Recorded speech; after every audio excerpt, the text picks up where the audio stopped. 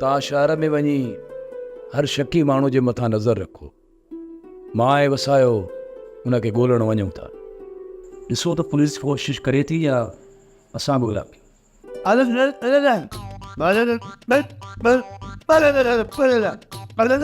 हाणे गूंगो बि सूबेदार सां ॻाल्हाईंदो जेके असां ई कोन था सम्झूं।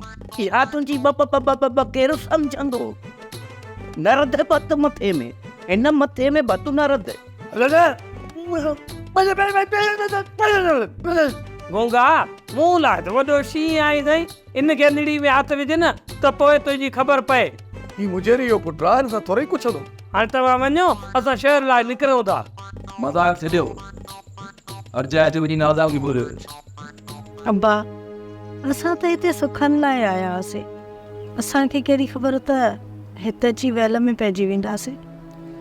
असांखे त सूरत में अधी नाज़ा विधो न, न त असांजो गुज़र सही बि थिए। मां न इहा ॻाल्हि थो सोचां त गुज़र त थी वेंदो, पर वक़्तु रुगो इज़त जो गुज़रे। बुख ते वक़्तु गुज़री वेंदो, पर जेकॾहिं इज़त न रही न त सॼी ज़िंदगी शर्म में कंद झुकियल हूंदो। हा पा, तूं सच थो चई। असांजा कंद शर्म खां झुकी विया आहिनि।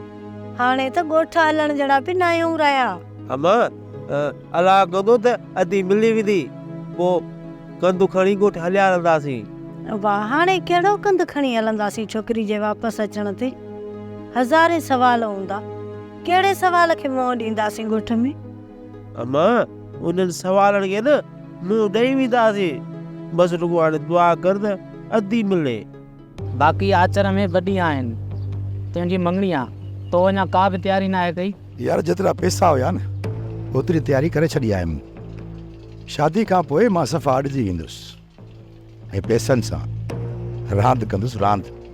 ऐं जंहिंखे बि ख़बर पवंदी न त मुंहिंजी शादी सेठ इक़बाल जी धीउ सां थी आहे त सभई दोस्त मूंखे उधारा पैसा ज़रूरु ॾींदा। तव्हांखे चई उधारा पैसा छो थो वठी? मां उधारा पैसा खणी 2 साल शादी न कंदुसि। जेकॾहिं तकड़ी शादी कंदुसि न त सभिनी जो कर्ज़ी थी वेंदुसि। हाणे तूं मूंखे ॿुधा त उन सभिनी माण्हुनि खे मां मुंहुं कीअं ॾींदुसि? जंहिंखां बि पैसा खणी हुनखे सिधो चई ॾे, शादी खां पोइ मां तव्हांखे पैसा वापसि कंदुसि। इन बारे में बि सोचूं था त कंहिंखे सॾु ॾिजे, सम्झी न? हा। कज़ी खड़पील मोर खे वठण वियो आहे या ॿियो को कमु अथसि?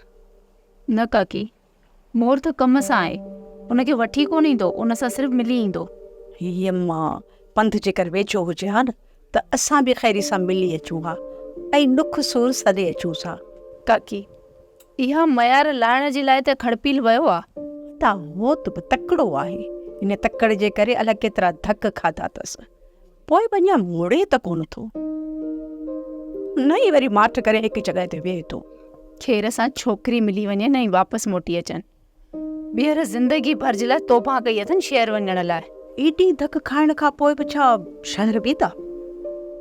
सोप सीरियल मोहब्बतुनि जो माग तमाम एपिसोड्स ॾिसो हाणे HD क्वालिटीअ में। विज़िट करियो असांजो YouTube channel Sindh TV HD drama. Subscribe कयो असांजो official YouTube channel Sindh TV HD drama ऐं वधीक अपडेट लाइ बेल आइकन खे क्लिक करियो।